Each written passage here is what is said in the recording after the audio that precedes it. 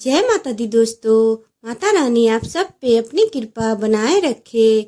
आप सभी को देवशयनी एकादशी की हार्दिक शुभकामनाएं। आज की जो कथा है वह अत्यंत ज्ञानवर्धक और प्रेरणादायक है। कथा शुरू करने से पहले आपसे एक निवेदन है। शास्त्रों में कहा गया है कि अधूरी छोड़ी गई कथा दुख और पाप का कारण बनती है, इसीलिए इसे अंत तक जरूर सुने और वीडियो को लाइक और हमारे चैनल को सब्सक्राइब करें और कमेंट में राधे राधे जरूर लिखें। एकादशी जिसे हरिशयनी एकादशी के नाम से भी जाना जाता है। इस एकादशी का नाम देवशयनी इसलिए पड़ा क्योंकि इस एकादशी से भगवान विष्णु अगले 4 महीनों के लिए क्षीर सागर में शयन करने के लिए चले जाते हैं। क्षीर सागर में ही शयन करने में क्यों चले जाते हैं, उससे पहले भी एक एकादशी की कथा सुनने का संकल्प लेते हैं। आज हम देवशयनी एकादशी की कथा से पहले एक ऐसे भक्त की कथा सुनेंगे जिसने भगवान के प्रति अपनी अपार श्रद्धा और अधिक विश्वास से सबको आश्चर्यचकित कर दिया। यह कथा हमें सिखाएगी कि भक्ति केवल पूजा तक सीमित नहीं है, बल्कि यह जीवन जीने का एक तरीका भी है।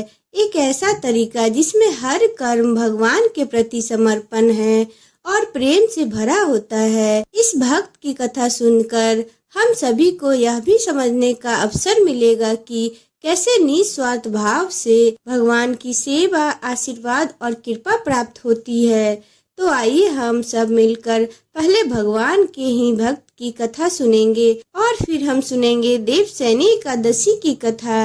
एक बार ढया नाम के एक बहुत ही भोले भाले नवयुवक थे। उनका नाम ढया इसलिए पड़ा क्योंकि उनका आहार यानी भोजन कम से कम 2.5 किलो का होता था। माता पिता की मृत्यु के बाद अब उन्हें 2.5 किलो आटे की रोटी खिलाने वाला कोई नहीं बचा था। अब जब भोजन की कमी पड़ने लगी तो वे एक आश्रम में गए और उन्होंने कहा, हमें नौकरी पे रख लो। साथ ही उन्होंने आश्रम वालों को बताया कि वह 2.5 किलो भोजन पाते हैं। आश्रम वालों ने कहा कि यहाँ तो भंडारा चलता है, तो 2.5 किलो भोजन की व्यवस्था तो हो ही जाएगी। अब उन्होंने ढया से पूछा कि आप क्या सेवा कर सकते हैं, तो ढया ने कहा कि जो आप सेवा बताएंगे और सिखाएंगे मैं वह सब कर लूँगा। तो उन्हें ढया चराने की सेवा दे दी गई और उन्हें बताया गया कि वैष्णव सिद्धांत का पालन करते हुए आप जब गाय चराने जाएंगे तब वहाँ आटे और सब्जी साथ लेके जाना। जंगल में भोजन पकाएं, ठाकुर जी को भोग लगाकर फिर आप प्रसाद पाएं। ढया जी कहने लगे, लेकिन हमें तो भोग लगाने नहीं आता है। अब आश्रम में उन्हें आज्ञा मिली कि जैसे ही भोग तैयार हो जाए तो भगवान को बुला लीजिएगा, वह भोग लगा लेंगे, उसके बाद आप प्रसाद पा सकते हैं। अब ढया जी गाय लेकर चराने के लिए गए तो साथ में उन्होंने गोबर के उपले और 2.5 किलो आटे की बाटी बना ली और आलू का भरता भी बना लिया। फिर कहने लगे, गुरुदेव के ठाकुर आइए और भोग लगाइए। जो श्री राम बड़े बड़े ऋषि मुनियों की साधना से भी नहीं आते थे, वह उस भोले भाले भक्त की पुकार पर स्वयं आ गए। और ढया जी ने जब आंखें खोलकर देखा तो धनुष धारण किए हुए श्री राम सामने खड़े थे। ढया जी ने कहा, आप कौन हैं? तब भगवान कहने लगे कि लोग हमें श्री राम कहते हैं। आपने ही तो कहा है कि गुरुदेव के ठाकुर आइए और हम तुम्हारे गुरुदेव के ठाकुर ही हैं, तो हम आ गए। तब श्री राम ने कहा कि आलू के भरते की तो बड़ी खुशबू आ रही है, हम भी तुम्हारे साथ खाएंगे। ढया जी ने कहा, हमें तो लगा बस आपको भोग लगाना होता है, आप सच में खाते हैं क्या? तो श्री राम जी कहने लगे, हम सबका नहीं खाते, लेकिन आप जैसे भक्त जब पुकारते हैं तो हम उनका भोग जरूर पाते हैं। अब ढया जी तो बिल्कुल भोले भाले थे, कुछ भी नहीं जानते थे। इससे पहले ठाकुर जी की सेवा उन्होंने कभी नहीं की, कभी भोग नहीं लगाया था। अब भगवान जो बड़े बड़े मुनियों के ध्यान में भी नहीं आते थे, वे उस भोले भाले भक्त के सिर्फ एक बार बुलाने पे आ गए। राम जी कहने लगे, आप आंखें बंद करिए तो हम आपको भोग पाएंगे। ढया जी ने सोचा कि प्रभु बस 1 या 2 बाटी खाएंगे, चलो कोई बात नहीं, आज 2.5 किलो न सही, थोड़ा कम ही सही, आज ऐसे ही गुजारा कर लेंगे। लेकिन प्रभु श्री राम ने तो सारी बाटी और सारा भरता खा लिया। ढया जी ने जब आंखें खोली तो देखा ना तो भरता है और ना ही बाटी थी, सब गायब हो गया था। तो कहने लगे, प्रभु क्या आज आप हमें भूखा ही रखेंगे? तो भगवान श्री राम कहने लगे, जानते हो आपके गुरुदेव ने भोग लगाने के लिए हमें क्यों कहा है? क्योंकि आज एकादशी है, इसीलिए उन्होंने आपको आटा दे दिया और कहा था कि आप खुद पका के भोग लगा लेना। अब वह आपको रोज आटा और सब्जी देंगे और आप पकाने के बाद हमें बुला लेना। तो ढया ने पूछा, आप रोज आएंगे? तो श्री राम जी ने बोला कि आप रोज बुलाएंगे तो रोज हम आएंगे। अब ढया जी आश्रम पर जाके अपने गुरुदेव से बोले कि गुरुजी, आज तो आपके ठाकुर जी आए थे और हमारी सारी बाटी खा गए। कल से हम 5 किलो आटे लेके जाएंगे, 2.5 किलो आपके ठाकुर जी के लिए और 2.5 किलो हमारे खुद के लिए। यह सुनकर गुरुदेव जी को तो हंसी आ गई।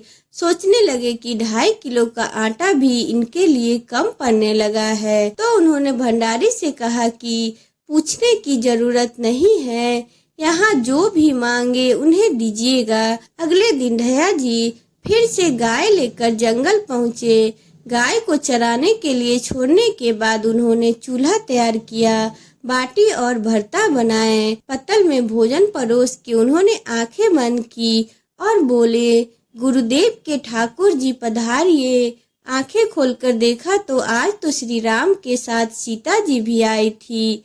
ढया जी ने पूछा, यह कौन है? तो श्री राम कहने लगे, यह तो हमारी अर्धांगिनी है। तो कल क्यों नहीं बताया था आपने कि आपकी अर्धांगिनी भी है? क्या यह भी भोजन करेंगी हमारे साथ? ढया जी ने पूछा तो प्रभु श्री राम कहने लगे, यह भी हमारे जितना ही खाती है। तब ढया जी कहने लगे, भोग लगाइए गुरुदेव के ठाकुर। उनके ऐसा कहते ही माता सीता और प्रभु श्री राम जी सारी बाटी खा गए। अब ढया जी आश्रम में गए और गुरुदेव से कहने लगे कि गुरुदेव, कल से 7 किलो आटा लगेगा। आज आपके ठाकुर जी अपनी पत्नी को साथ लेके आए थे। आश्रम में किसी को भी उनकी बातें पर विश्वास नहीं हो रहा था। उन्हें लग रहा था कि शायद ढया गायों को भी बाटी खिला देते होंगे। अब आज्ञा हुई कि उन्हें 7 किलो आटा दे दिया जाए। अगले दिन उन्हें बाटी बनाते बनाते दोपहर के 3 बज गए। पत्तल में परोसकर उन्होंने गुरुदेव को बुलाया। उन्होंने बोला, गुरुदेव के ठाकुर पधारिए। इस बार श्री राम तो अपने साथ लक्ष्मण और माता सीता दोनों को लेके आए थे। ढया जी ने फिर पूछा, आज यह कौन आए हैं आपके साथ? श्री राम जी बोले, इन्हें नहीं जानते, यह तो हमारे छोटे भाई है। तो ढया जी बोले, अगर आप पहले बता देते तो हम व्यवस्था करके आते। अब जितना भोजन मैंने बनाया है उतना ही हम सबके लिए कम पड़ जाएगा। तो श्री राम जी ने लक्ष्मण जी से कहा कि बहुत सरल भक्त है, तुम नाराज मत होना। तब वे तीनों चले गए भोजन खा के। ढया जी ने पत्तल में देखा तो जो जूठन बची थी, आज उनको एक अद्भुत आनंद महसूस हुआ। अगले दिन वो फिर आश्रम में गए और 10 किलो आटे की मांग करने लगे। गुरुदेव, आज तो आपके ठाकुर जी के साथ एक गोरे गोरे भाई भी आए थे। अब गुरुदेव जी सोच में पड़ गए, भला इस भोले भाले भक्त को श्री राम, सीता जी और लखन जी का अनुभव कैसे हो सकता है। ढया जी ने आज 10 किलो आटा लिया, जंगल गए, बाटी बनाई और फिर बोले, गुरुदेव के ठाकुर पधारिए। आज तो उन्होंने देखा कि आज तो साथ में विशाल गदा लिए हनुमान जी भी आ गए। अब उन्होंने राम जी से पूछा, आज यह कौन है? तो श्री राम जी ने कहने लगे, यह तो हमारे प्रिय सेवक है हनुमान जी। तो ढया जी कहने लगे, प्रभु अगर एक बार में ही बता देते कि आपके कुल में कितने लोग हैं, तो हम उतने ही भोजन का इंतजाम करके आते। आप एक बार बता तो दीजिए कि कुल कितने लोग हैं, तो हम अपने गुरु जी से जाकर कह देंगे यह सब बातें। ढया जी श्री राम जी से कह रहे थे, तब श्री राम जी ने हनुमान जी से कहा, गुस्सा मत होना, यह बहुत ही निराला भक्त है हमारा। अब कोई बात नहीं, जितना भोजन था वह सभी को खाना था। तो ढया जी ने सबको कहा कि प्रसाद पाइए। प्रभु सबने प्रसाद खाया और जो बच गया था वह सब हनुमान जी ने खत्म कर दिया। आज फिर वापस जाकर ढया जी गुरुदेव जी से कहा कि गुरुदेव जी, कल से तो आप 5 किलो आटा और दे दीजिएगा। आज तो आपके प्रभु के साथ एक विशाल सेवक भी आए थे। ढया जी की बात सुनकर गुरुदेव जी को आज बहुत आश्चर्य हुआ। उन्होंने सोचा कि क्या प्रभु सच में करुणा करके इस भक्त को दर्शन दे रहे हैं। उन्होंने सोचा कि अगली बार वह वापस आए तो मैं उनकी परीक्षा लूंगा। इस बार वह 15 किलो आटा लेके गए, बाटी बनाई और फिर बोले, गुरुदेव जी के ठाकुर पधारो। अब राम जी पधारे, साथ में आज 2 और लोग भी थे। तो उन्होंने श्री राम जी से पूछा, प्रभु अब यह कौन है? तो राम जी कहने लगे, यह तो हमारे 2 और भाई है, भरत और शत्रुघ्न। फिर से आज सबने प्रसाद खाया। अब ढया जी वापस आश्रम में गए तो गुरुदेव जी से कहा, गुरुदेव कल से तो आप 20 किलो आटे की बोरी दे दीजिएगा। अब आपके ठाकुर के साथ इतने और ठाकुर आते हैं कि वह सब कम पड़ जाता है, और आपके तो इतने ठाकुर है, फिर तो हम उनके लिए अब दिन भर भोग ही बनाएंगे। अब अगले दिन बहुत सारी व्यवस्था करके गए, आटे की बोरी भी लेके गए, जंगल में ले जाकर गायों को चरने के लिए छोड़ दिया और एक पेड़ के नीचे सारी सामग्री रख दी। लेकिन आज उन्होंने कुछ भी नहीं पकाया और आवाज लगाई, गुरुदेव के ठाकुर पधारिए। अब प्रभु श्री राम आ गए। आते ही कहने लगे, आज तो कुछ भी खुशबू नहीं आ रही है, क्योंकि कुछ बनाया नहीं है क्या? तो ढया जी बोले, प्रभु आपके साथ तो आपकी पत्नी, आपके सेवक, इतने दिन से आप हमारे साथ प्रसाद खा रहे हैं, आज हम आपके साथ प्रसाद खाना चाहते हैं। अब तो प्रभु सीता जी की तरफ देखा कि यह तो बहुत अलबेला भक्त है। सीता जी अनंत सामर्थ्यशाली है, सभी शक्तियों की स्वामिनी है। ढया जी ने प्रभु से कहा, प्रभु हमने ना लकड़ी और ना ही उपले इकट्ठे किए हैं, इसके साथ जो सेवक है उन्हें कहिए कि वह भी कुछ करे। तो श्री राम जी ने हनुमान जी से उपला और लकड़ियां इकट्ठे करने को कहा, लक्ष्मण जी को चूल्हा जलाने को कहा। सीता माता भोजन पका रही थी, तब उन्होंने प्रभु से कहा कि आप भोजन बनाइए, तब तक हम गायों को इकट्ठा करके आते हैं। अब वह भागकर आश्रम में गए और गुरुदेव से बोले कि गुरुदेव, आज तो हमने आपके ठाकुर के पूरे परिवार को फंसा लिया है। आज तो सारे ठाकुर मिलके रोटी और बाटी बना रहे हैं। गुरुदेव चलिए, जल्दी चलिए, आपको शंका होती थी ना, आज आप उनके हाथ से बना भोजन ग्रहण कीजिए। अब गुरुदेव ने सोचा, यह तो पागल आदमी है। राम जी जो बड़े बड़े योगियों में ध्यान नहीं देते हैं, वह भला कैसे गवार आदमी जिसको कोई नाम तक जपने नहीं आता, कोई कथा पढ़ना नहीं आता, उनके भला कैसे सामने आ सकते हैं। लेकिन उन्होंने सोचा कि भगवान की दयालुता पर कोई संशय करना नहीं चाहिए, चलकर देख लेते हैं सच्चाई क्या है। गुरुदेव निरंतर भजन परायण थे तो प्रभु के दर्शन के अधिकारी तो थे ही। अब जब वे वहां पहुंचे तो वहां तो पूरा का पूरा राम दरबार उपस्थित था। अब उन्होंने प्रभु के चरणों में जाके गिर पड़े और प्रणाम किया और कहने लगे, प्रभु यह आपकी लीला समझ में नहीं आई। तब भगवान ने कहा, जो ज्ञानी भक्त है, मैं अत्यंत तर्क के द्वार भी उनके पकड़ में नहीं आता। जो विद्वान है उनकी विद्वता मुझे नहीं छू सकती, लेकिन जो दीन है, जो भोले हैं उनके सामने मैं अपनी दिव्यता और महानता को भूल जाता हूँ। देखो, तुम्हारे इस भक्त की आज्ञा पर हमारा पूरा परिवार इनकी सेवा में लगा हुआ है। ऐसा कह के प्रभु श्री राम गुरुदेव जी और उनके भक्त ढया जी को दर्शन देकर कृतार्थ कर अपने परिवार सहित वहां से अंतर ध्यान हो गए। तो ढया जी ने कोई नाम जप या कोई पूजा पाठ की दिनचर्या तो नहीं थी, लेकिन उन्होंने अपने गुरुदेव जी की हर आज्ञा का पालन किया। गुरुदेव जी ने उनको जैसी शिक्षा दी उनका पालन किया। उन्होंने सही से किया, तभी तो उन्होंने इतनी आसानी से प्रभु से मिल सके। तो हम गुरुदेव की आज्ञा का पालन तो अवश्य करना चाहिए। हम सबके जीवन में कोई न कोई गुरु तो अवश्य होंगे। प्रेम से बोलिए भक्त ढया जी की जय। प्रिय भक्तों, यह तो थी भक्त और भगवान के अपार स्नेह और अटूट संबंध की कथा। अब देवसैनी एकादशी वो पुण्य तिथि जब स्वयं श्री हरि अपने शेष नाग शया पर क्षीर सागर में योग इंद्रियों में लीन होते हैं। यह वह क्षण है जब संसार की गति मंद हो जाती है, पर भक्त का हृदय तेजी से प्रभु की ओर दौड़ता पड़ता है। यह वह समय है जब सृष्टि मौन हो जाती है, परंतु भक्ति की ध्वनि भीतर उठने लगती है।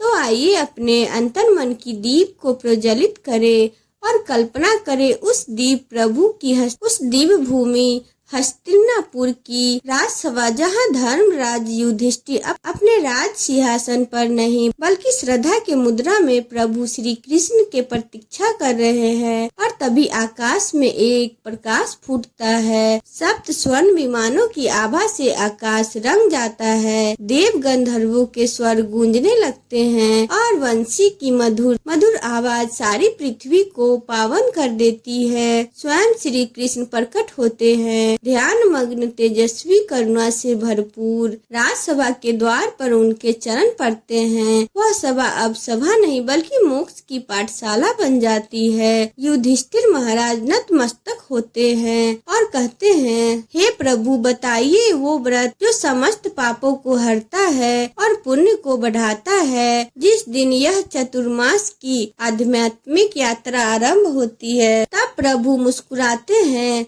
और कहते हैं, हे धर्मराज, सुनिए देवसैनी एकादशी की वह कथा जिसे केवल कान से नहीं हृदय से सुनना होता है। आइए कथा से पहले हम सभी भगवान श्री हरि से प्रार्थना करते हैं। ओम नमो भगवताय वासुदेवाय नमः। हे कमल नयन क्षीर सागर में शयन करने वाले हे प्रभु, आज जब आप देवसैनी एकादशी के दिन विश्राम करने के लिए क्षीर सागर में प्रवेश करते हैं, तो हम आपकी इस दिव्य लीला को सुनने के लिए एकत्रित हुए हैं। हमें शक्ति दीजिए कि इस व्रत का पालन श्रद्धा और संकल्प से करें। हमें बुद्धि दीजिए कि हम मोह और पाप और अज्ञान से मुक्त हो सकें। आषाढ़ मास के शुक्ल पक्ष में आने वाली एकादशी का क्या नाम है और इस एकादशी का पालन करने की व्रत और विधि क्या है? महाराज युधिष्ठिर की जिज्ञासा सुनकर भगवान मधुसूदन कहने लगे, पृथ्वी लोक के संरक्षक, ध्यान पूर्वक सुनिए। मैं अब आपको यह कथा सुनाने जा रहा हूँ जो कि एक समय सृष्टि के रचयिता ब्रह्मा जी ने देव श्री नारद को सुनाई थी। सतयुग में मानधाता नाम का एक चक्रवर्ती सम्राट राज करते थे। उनके राज में प्रजा बहुत सुखी थी, किंतु भविष्य में क्या हो जाए यह कोई नहीं जानता था।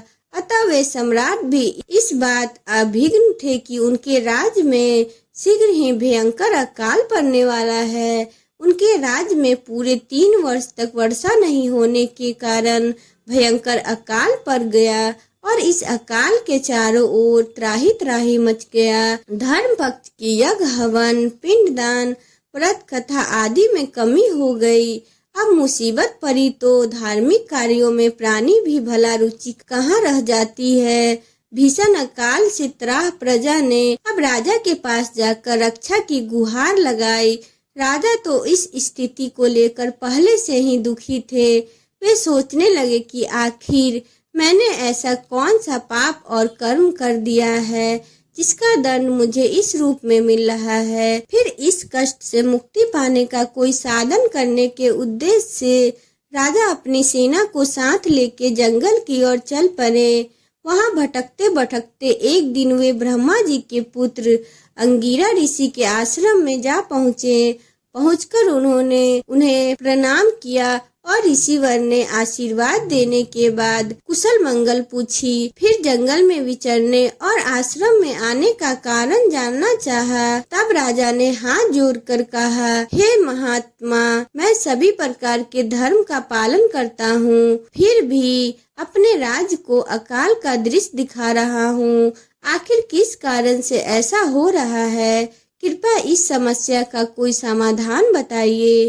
राजा की यह समस्या सुनकर ऋषि अंगिरा ने राजा से कहा, सब युगों के उत्तम का सतयुग है। इसमें छोटे से छोटे पाप भी बड़ा भयंकर दंड मिलता है। इसमें धर्म अपने चारों चरणों में व्याप्त रहता है। ब्राह्मण के अलावा किसी अन्य जाति को तप करने का अधिकार नहीं है। जबकि हे राजन, आपके राज्य में एक शूद्र तपस्या कर रहा है। यह कारण है कि आपके राज्य में वर्षा नहीं हो रही है। जब तक वह काल को प्राप्त नहीं होगा तब तक यह दुर्भिक्ष शांत नहीं होगा। राजन, दुर्भिक्ष की शांति उसे मारने से ही संभव है, किंतु राजा का हृदय एक नर अपराध शूद्र तपस्वी का वध करने के लिए तैयार नहीं हुआ। इसीलिए उन्होंने कहा कि हे देव, मैं उस नीर अपराध को मार दूंगा। यह बात मेरे मन स्वीकार नहीं कर रहा है। कृपया करके आप कोई और उपाय बताइए। तब ऋषि अंगिरा ने कहा, राजन, फिर आषाढ़ मास के शुक्ल पक्ष की एकादशी का आप विधि विधान से पालन करें। इस व्रत के प्रभाव से आपके राज्य में अवश्य ही वर्षा होगी। अपनी समस्या का समाधान जानकर महाराज मानधाता ने मुनि को प्रणाम किया और उसके बाद वे अपने सेना सहित अपने राजधानी वापस लौट आए। फिर चारों वर्णों सहित देवसेनी एकादशी का विधि पूर्वक व्रत किया।